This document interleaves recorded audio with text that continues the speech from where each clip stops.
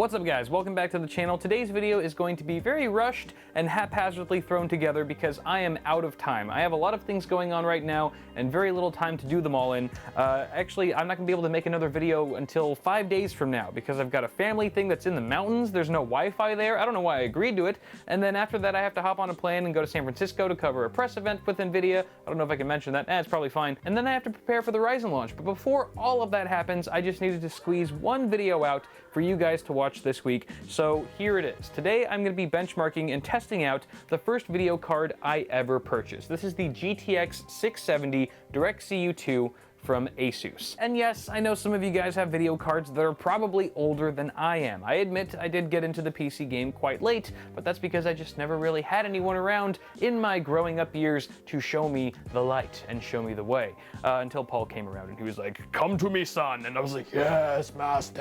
Okay, this is getting way out of hand. So getting back on task here, the 600 series from NVIDIA is based on the Kepler architecture, and this is when GPU Boost 1.0 was actually introduced for the first time. Very exciting when it first debuted. So today I'm going to be seeing if this thing still has any horsepower left in it for today's modern AAA games, such as Doom, GTA 5. Even though GTA 5 is a little bit older, it's still fairly relevant in terms of how taxing it is on the hardware. So we're going to be putting it to the test today. I'm going to be throwing it on my test bed, which actually is rocking a 6900K right now, overclocked to 4.3 gigahertz.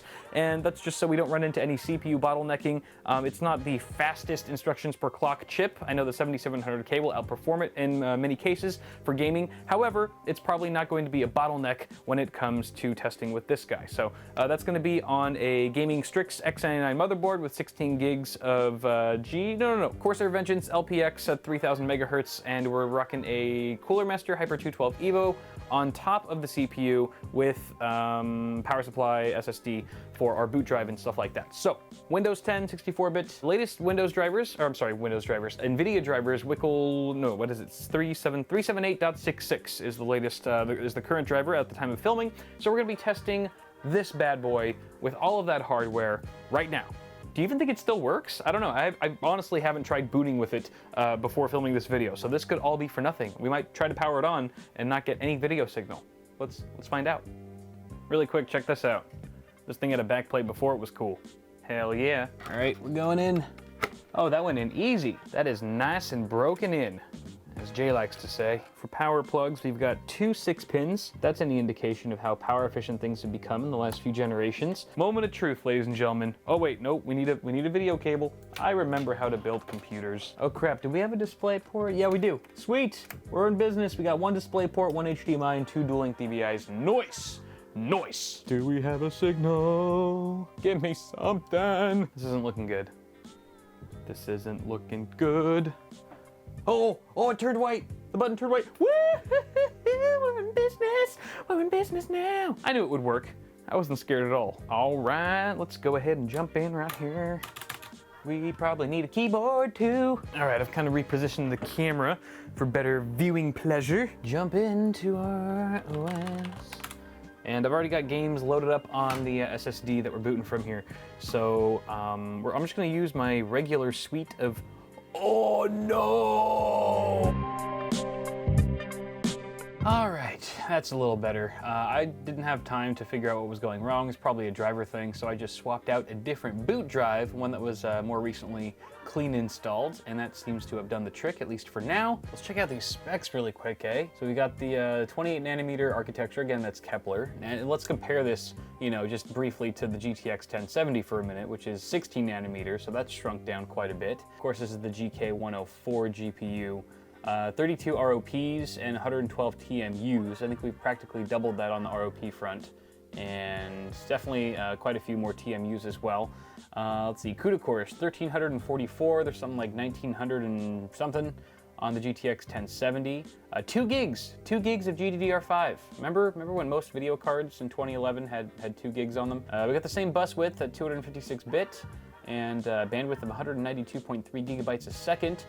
Core clock is 915 megahertz, boosting up to 980, the memory clock of 1502. I forgot to mention TDP on the GTX 670 is 170 watts, and compare that to the GTX 1070 at 150 watts. That's insane. When you consider how much faster the 1070 is, it's just an indication of of how much more power efficient you get when you shrink down that architecture among a number of other things. But let's go ahead and jump into Overwatch. I do have fraps loaded up as well, so we got a frame counter in the top. Whoa, let me change this to the top right corner overlay. So let's do options. Let's see, 1080, yes, we'll start there, display based. Let's go high. All right, it's putting us at high right now. All right, so it looks like we're getting around 70 FPS. Actually, it's not moving at all. VSync is definitely off. I've disabled it both in the game and in the NVIDIA control panel, but seems to be at 70. Very, very consistent. Even if I like look into a corner of the room or something, or at the floor, it doesn't change. But the gameplay is very smooth, that's for sure. Oh, Jesus. Oh, people are so good at this game now. All right, screw it. I don't give a shit. I don't give a shit. I'll kill you. Nope, you killed me. That's okay. All right, at any rate, 70 FPS, looks pretty good. Let's move on to the next game. Yeah, I know, I'm leaving my team because I'm a scumbag. So we hit 1094 megahertz. Thanks to our GPU Boost 1.0, and we also hit 71 degrees C as our max temperature, which isn't too bad. Of course, this is a fairly low-powered GPU as far as modern-day graphics cards go these days, but that's still pretty nice. It's Doom time, baby! So this is a little bit more intensive than Overwatch. Yes, yes, yes. Ultra. All right, screw it. Let's just do Ultra. Let's see what we can do. Yep, we're getting into the 30s. We're getting a little close to Chopville. Actually, it's dipping down to the 20s right now. That's no bueno. So Doom on Ultra, GTX 670, probably not the best fit. Let's go ahead and crank that. Let's do high, see how that works. All right. Oh, that's better. Now we're in the 40s. Doesn't look like we're dipping in the 20s too much. Let's go ahead and start some shit. See what happens here. When our little friends come out to play. Where are you at? Oh, bad place to spawn. Terrible choice. All right, so gameplay is not the smoothest, but it is playable. Definitely much more so than when we were running Ultra. All right, let's see what happens if we do medium and just exactly how that looks. All right, even smoother now. This is probably what I would play at. Medium settings. So it does Doom on medium, which still looks pretty good. Honestly, I will say. It's not quite as crispy, of course, but it doesn't really take you too much out of the experience, especially when you get a bit more visual fluidity at play. And I'm sure during more intensive parts of this game, it'll dip into the 30s. Maybe you'll even hit in the 20s once in a while. But for the most part, I would say Doom is very playable on the GTX 670 if you're willing to sacrifice just a bit of graphic fidelity. I say we fire up the Metro Last Light benchmark. And this is by no means a new game, but it is still very GPU bound. 1920, we'll do, I'm gonna say medium. We'll do medium, 4x, motion, blah, blah, blah, blah, tessellation. We'll do normal, just a little tiny bit of tessellation, and then, yeah, we'll just go ahead and run selected. All right, we're starting out with around 80 FPS.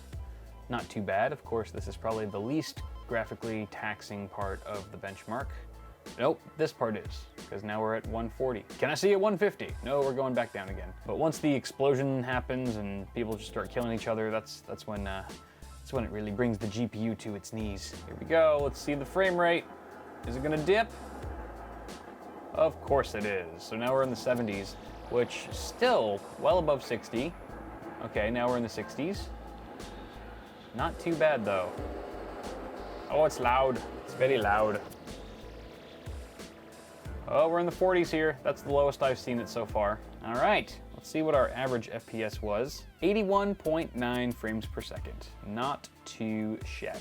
You know, you could probably even get away with high if you really wanted to, but again, to play it safe, I'd probably stick on medium, especially since we were seeing dips into the 40s. Cranking it to high might result in some pretty bad choppiness, so. No, we played the GTA 5.